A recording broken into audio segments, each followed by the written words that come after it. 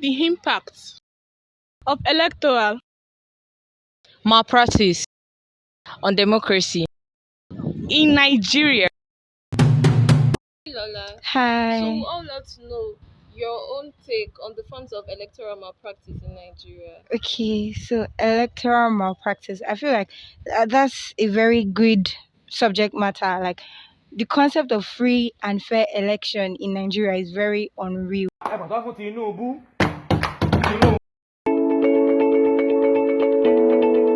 Hello, Follow. Hi. So I would love to know your view or insight on electoral malpractice, on the impact of electoral malpractice on democracy in Nigeria.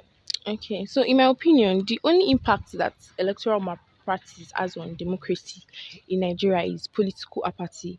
Because when people know that, okay, electoral malpractice is going to happen at the end of the day, is eventually going to happen, it's going to discourage a lot of people. And we know democracy is the government of the people, by the people, and for the people. But when it's not by the people, it's by those participating in electoral malpractice, obviously going to discourage these people from participating in politics. And democracy has to do with political participation. There's no way democracy can work if there's no political participation. This is discouraging that political electoral malpractice, the discouragement that political um apathy electoral malpractice brings on the citizens is something that is going to affect democracy, and I don't think democracy can work. Let's be truthful. A state where political electoral malpractice is happening is not a democratic state, because it's apparently like an aristocrat, because only a set of people are ruling and they make who they want the governor. For example, let's take for example this current the past election that just passed between um Bola Ahmed Tinubu and Peter Obi. Till today, me myself, I said I'm never going to vote because of what happened during the past election. It's not because of anything, not because I'm not interested in politics, because of the effect of electoral malpractice, and it has even affected my own mentality as a Nigerian citizen. So in conclusion, I just feel like the impact of political ma- electoral malpractice on democracy is political apathy. It's going to discourage a lot of people from participating in election. Hi, Tofumi. Please, we would all love to know your view or insight on the impact of electoral malpractice on democracy in Nigeria. All right. So I feel like, in my own view or perspective about electoral malpractice in Nigeria, I come from the north, by the way, and I Okay. feel like electoral malpractice in Nigeria has brought more harm than good in the northern part of Nigeria. I mean, let's take for example in Kano State, the local government of Dala.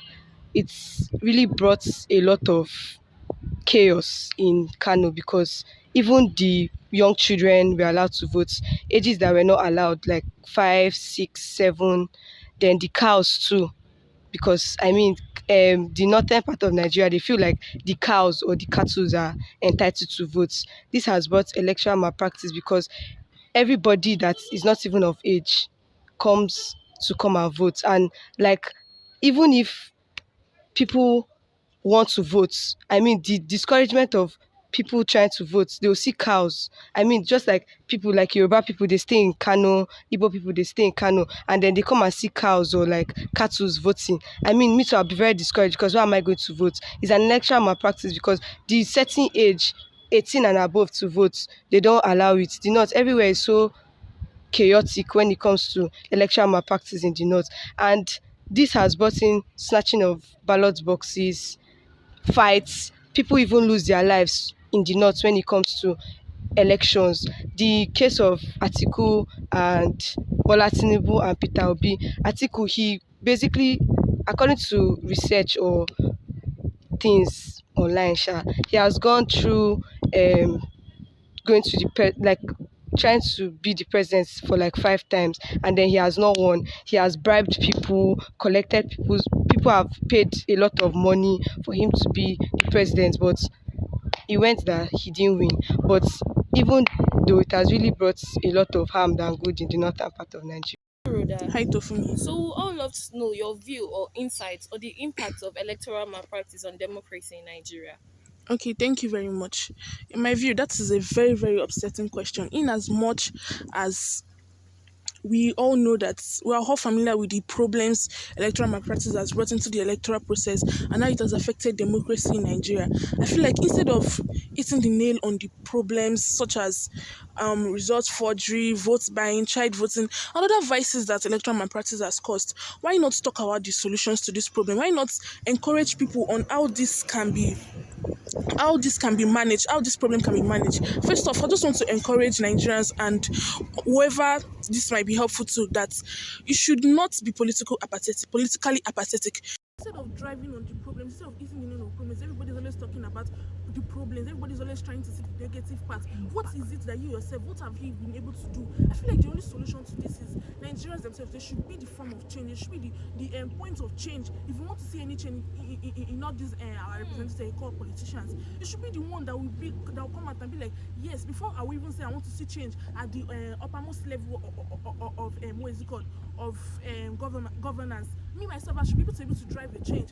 Come out to vote. If you're eligible to vote, I see no reason why you should not vote. It's not everywhere that electoral violence is actually taking place. There are polling units where you say that these places are actually calm and peaceful. And if you're able to reach these polling units, please just turn up and actually vote before you talk about the what is it called, the problems. In fact, Nigeria's problem is that you all keep talking about the problems. We should actually stop that. We should try to be the solutions. We should try to be the change that we want to see. I feel like that's just I'm just a very, very angry Nigerian right here because I don't even understand. Everybody just come, electoral malpractice, this. Be the change that you want to see. It all starts from us. So please, whoever is watching this or whoever this might be helpful to, please, and please do not be politically apathetic. It is an encouragement. It is a plea. Please do not be politically apathetic. Turn up. Come out for your country, be involved, be engaged in choosing your representatives. And basically, I feel like that's a major drive to be able to solve this issue. Thank you. Hello, Success. We'd like to know your insight or view on the impact of electoral malpractice on democracy in Nigeria. Oh, thank you for that question. So, looking at Nigeria, it is said to be a democratic state. But with the good case study of the election last year, there was a lot of forging, electoral forging. There was also snatching of ballots and also electoral rigging. So, if you want change, there has to be a solution. And what is the solution? For there to be independence and also integrity in the electoral institution. There is this notion that says that election or the government or democracy is by the people, but that is nothing but an illusion. Because yes, government may be for the people, it may even be of the people, but it is never by the people, but by the minority. So when we start change from this notion, there will be a progress towards electoral institution. Hi Lola. Hi. So we all want to know your own take on the forms of electoral malpractice in Nigeria. Okay, so electoral malpractice. I feel like that's a very good subject matter. Like the concept of free and fair election in Nigeria is very unreal because that's not the case that we have. Personally, that's what I think, right? Like there are different forms of electoral malpractices that take place in Nigeria, like that we see. But firstly, like I, the whole idea of electoral malpractice it includes the misconduct in election, electoral fraud, and thereabouts. And there are different ways that happen in Nigeria.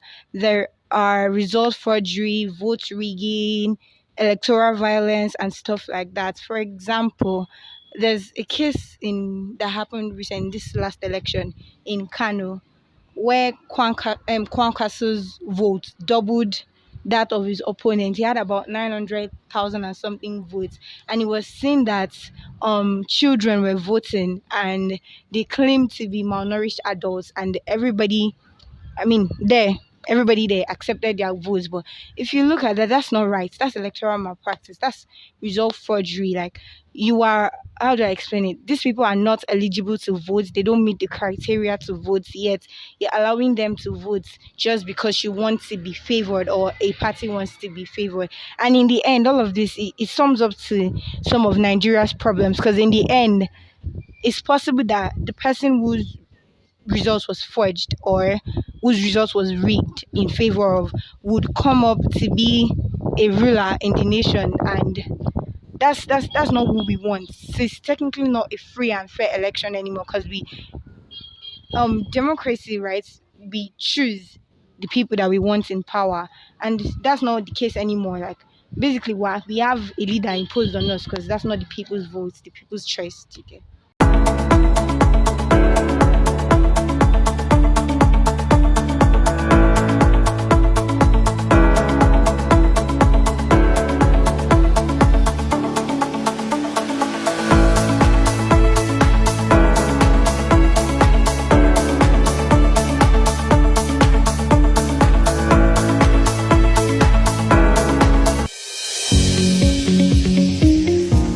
now we've identified various types of electoral malpractice. So then, what are the solutions to this? One, interference. The government should not interfere in the electoral process, either during, after, or before the election. Number two, education of the electorate. The government should have seasonal orientation to educate the electorate on their voting rights, when and how to vote, and if they possess the criteria for voting. Thirdly, we have adequate security. The government should provide adequate security in the polling units in order to bring about accountability in the results and ensure peace and stability during the electoral process. Fourthly, the government should also establish and enforce laws that clearly define electoral offences and also creating appropriate penalties for them. These offences may include voters' fraud, bribery and intimidations, and many others. Fifth solution regarding the forms of electoral malpractice in Nigeria. Now, it is important for us to know that the conducting of free and fair election is not just the responsibility of the federal government itself, but the responsibility of the collective responsibility of we Nigerian citizens. Now, we all have to believe in our nation to contribute to its development.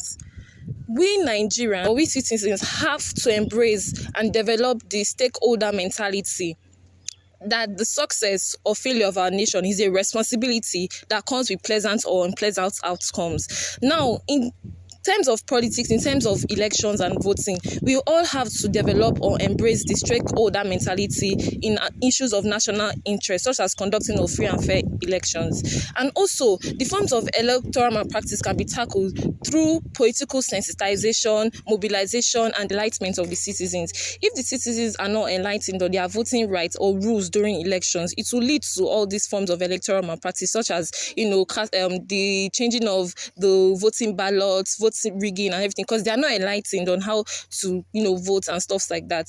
Also, like all these NGOs, non-governmental organizations, civil societies, private sectors, they can enlighten the citizens on their voting rules and how to vote during elections. They can also enlighten eligible voters and accredited voters. Lastly, the Electoral Commission should ensure proper planning so as to be able to prevent the politicians and some of their agents from hijacking the electoral process. Also, enough funds should be made available to be able to procure the election materials such as the ballot boxes, the ballot papers, and so on, just so to be able to enhance and ensure that there is a easy and smooth electoral process.